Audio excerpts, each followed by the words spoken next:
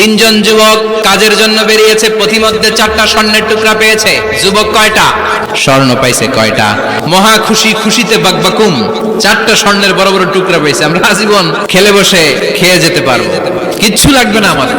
3 বন্ধু বলে ভাগ করি, আরেকজন বলে ক্ষুধা লাগছে, একজন যা বাজার থেকে রুটি কিনে নিয়ে আয়, খাওয়ার পরে ভাগ করবো। একজন রুটি কিনতে গেল, শয়তান 2টারে বুঝায় ওইটারে মারতে পারলে ভাগ বাটোয়ারা সহজ হবে, তোরা 2জন স্বর্ণ 4টা, তুই নিবি 2টা, ও নিবে 2টা।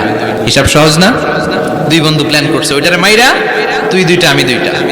যেটা রুটি আনতে গেছে প্ল্যান করেছে রুটির মধ্যে বিষ মিশায় নেই, তাহলে বিষ খাওয়া আর রুটি খেয়ে ওই 2টা সে সব পাবে, আমি পাবো, ভাগাভাগির কিছু নাই। 4টা স্বর্ণের টুকরার মালিক আমি। রুটির মধ্যে বিষ মেখে নিয়ে এসেছে, ওই 2 বন্ধু প্ল্যান অনুযায়ী ওইটারে ধরে মেরে ফেলছে। এবার মহা খুশি, এক বন্ধু কয় এবার তো ভাগ বটর আর কিছু নাই, তুই 2টা আমি 2টা, আগে খাইয়া লইস। খাওয়ার পরে এই 2টাও নাই, 3টা লাশ, 4টা স্বর্ণের টুকরা। এটাই তো দুনিয়ার জীবন, ঠিক কিনা?